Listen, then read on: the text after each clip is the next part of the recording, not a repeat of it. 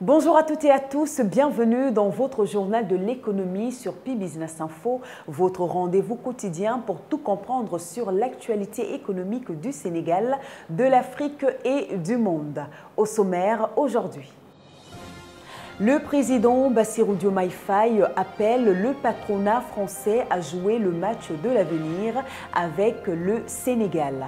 Rencontre entre Diomaye Faye et Emmanuel Macron à l'Élysée, une coopération gagnant-gagnant en marche. Le FMI recommande des réformes structurelles au Sénégal avant tout nouveau décaissement à l'international, duel serré à l'UNESCO entre l'Égyptien Khaled El Enani et le Congolais Firmin Matoko. Le développement complet de tous ces titres dans une poignée de secondes.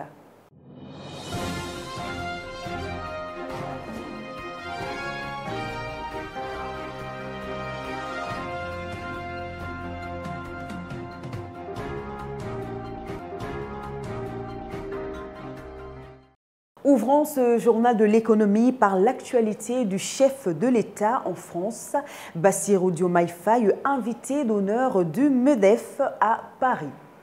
Après avoir marqué l'expo universelle d'Osaka et réaffirmé la solidité des relations entre le Sénégal et le Japon, le président Bassirou Diomaye Faye était attendu à Paris ce 27 août.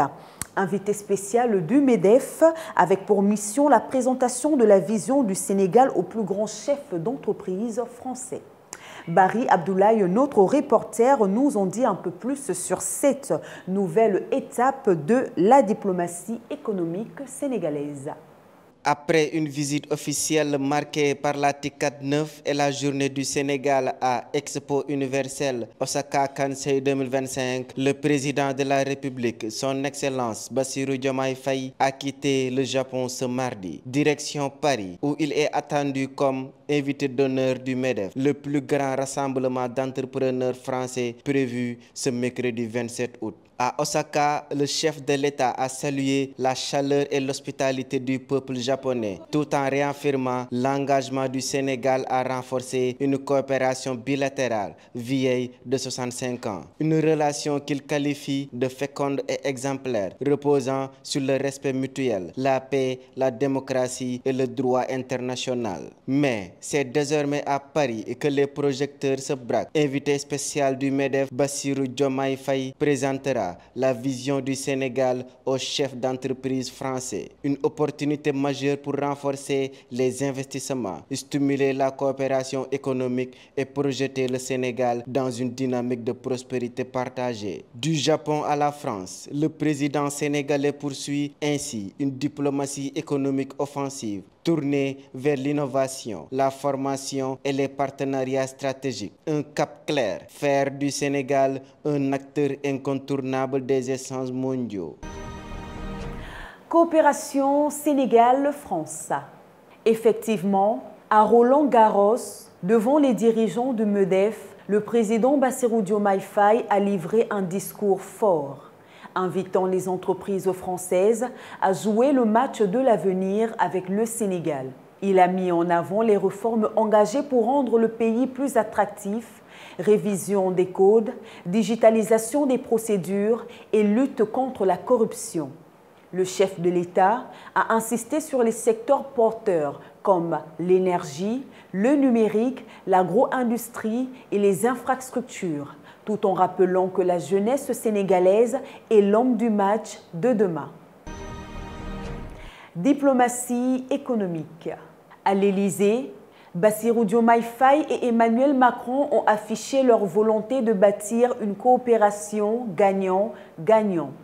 Les deux présidents ont discuté des priorités sénégalaises en matière de développement durable, d'éducation, de santé et d'emploi des jeunes. La France reste un partenaire économique majeur avec près de 2,4 milliards d'euros d'investissement direct au Sénégal. Gouvernance. L'Assemblée nationale a adopté deux textes majeurs, une loi sur l'accès à l'information et une autre sur la déclaration de patrimoine. Ces réformes, saluées comme historiques, renforcent la transparence et la lutte contre la corruption.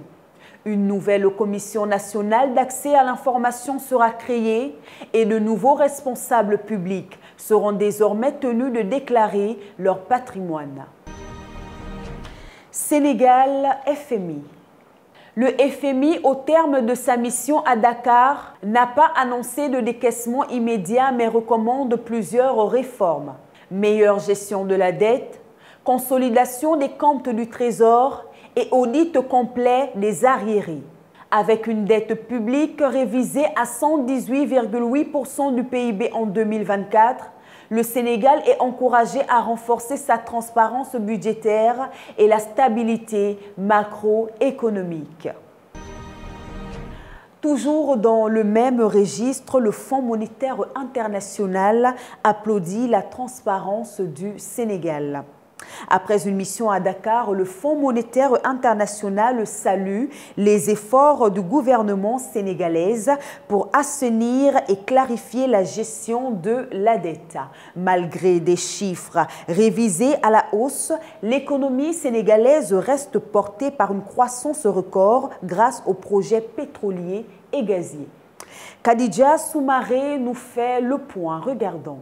Une semaine de discussions intenses à Dakar. La mission du Fonds monétaire international, conduite par Edouard Gemayel, vient de saluer les efforts du Sénégal pour assainir et clarifier sa dette publique. Un signal fort adressé aux partenaires et au marché. Nous avons constaté l'engagement des autorités en faveur de la transparence et de la responsabilité budgétaire, a déclaré Edouard Gemayel, le chef de mission du FMI. Et pour cause, l'audit indépendant du cabinet Forvis Mazars a révélé une réalité bien différente des chiffres annoncés jusqu'ici. La dette publique, qui représentait 74,4% du PIB selon les données officielles, s'élève en réalité à 111% fin 2023, puis 118,8% fin 2024.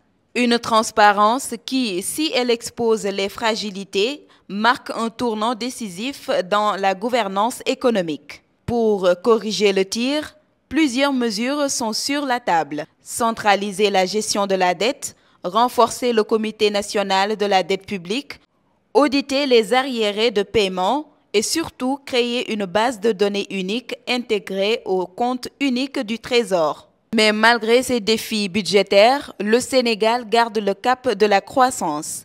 Boosté par l'entrée en production des champs pétroliers et gaziers de Sangomar et GTA, l'économie a bondi de 12,1% au premier trimestre 2025, avec une inflation maîtrisée à seulement 0,7%. Transparence, réforme et dynamisme économique, autant de signaux positifs alors que les discussions se poursuivent avec le FMI. Le dossier des fausses déclarations budgétaires sera bientôt soumis à son conseil d'administration et tous les regards restent tournés vers Dakar. Finances publiques. La Société nationale de recouvrement entame un vaste chantier de modernisation pour aider l'État à mobiliser davantage de ressources. Depuis sa création, elle a recouvré 78 milliards de francs CFA. Son directeur général, Babacar Diaye, annonce que de nouvelles missions lui seront confiées pour renforcer son rôle dans le financement des politiques publiques. Agriculture. Le Sénégal se prépare à franchir une nouvelle étape dans la modernisation de son agriculture avec la création d'une usine nationale de montage de tracteurs et d'équipements agricoles. Ce projet, mené en partenariat avec le groupe turc Al-Bayrak et l'Exim Bank Turquie, s'accompagnera du programme Allo Tracteur pour faciliter l'accès des producteurs à la mécanisation. Formation et artisanat. La M Academy de Moustapha Sy Ndiaye vise à former 500 jeunes dans les métiers du cuir et du management de la mode d'ici 2026. L'objectif est de professionnaliser la filière, renforcer la compétitivité et valoriser l'artisanat sénégalais. Un programme est déjà prévu à Ngaye-Mékhé où 200 jeunes seront formés d'ici décembre. Port de Dakar. Le port autonome de Dakar veut renforcer sa dimension sociale à travers des actions en faveur de la santé, de l'éducation et de la culture. En marge du Maoulid, sa fondation multiplie les initiatives de solidarité auprès des familles religieuses et des populations vulnérables, affirmant son ambition d'être un moteur économique, mais aussi un partenaire social engagé. Cuir et formation professionnelle. L'ONFP prépare une mission de benchmarking dans des villes spécialisées dans la production de peau et cuir pour améliorer l'expertise locale. L'objectif est de développer des référentiels de formation certifiés, utiles pour les centres publics et privés, et de renforcer la compétitivité sénégalaise sur les marchés internationaux. À l'international, l'UNESCO. Coup de théâtre à l'UNESCO. Après le retrait de la candidate mexicaine, le duel pour la direction générale oppose désormais l'Égyptien Khaled El Enani et le Congolais Firmin Matoko.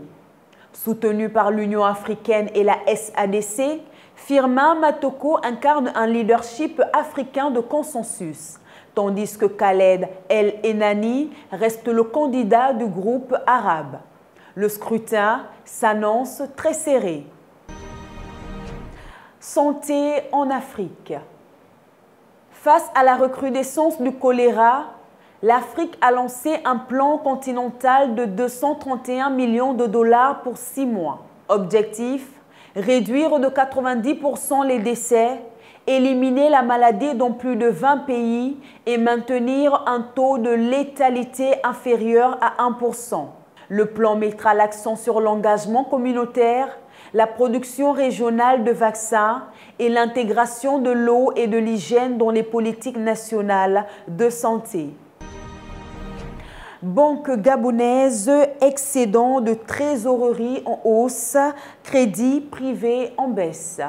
Au premier trimestre 2025, le système bancaire gabonais a enregistré une amélioration notable de sa liquidité avec un excédent de trésorerie en hausse de 47,3%. Cette dynamique est portée par la progression des dépôts, notamment ceux du secteur public, plus 17,3%.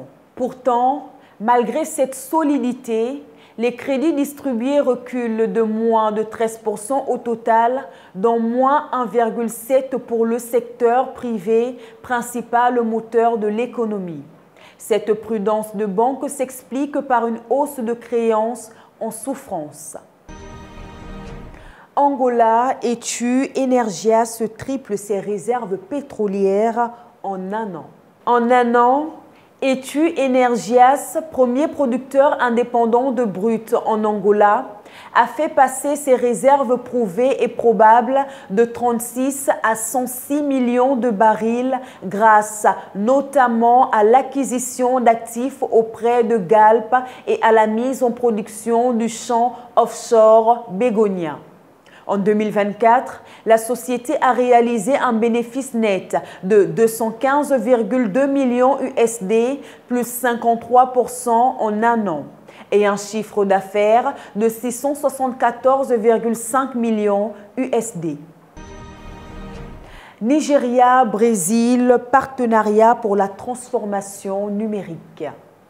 Le Nigeria et le Brésil ont signé un accord stratégique pour accélérer la transformation numérique. Ce partenariat porte sur l'intelligence artificielle, l'agriculture intelligente, la cybersécurité et la formation d'ingénieurs.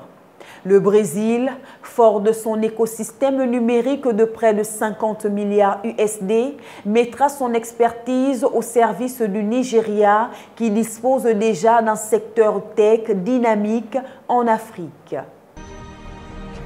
Voilà qui met fin à cette édition du Journal de l'économie sur Pi Business Info. Merci de nous avoir suivis. On se retrouve demain à la même heure sur la même chaîne et surtout en gardant la même énergie pour un nouveau point complet de l'actualité économique du Sénégal, de l'Afrique et du monde. Sur ce, mesdames, messieurs, bonne journée à tous.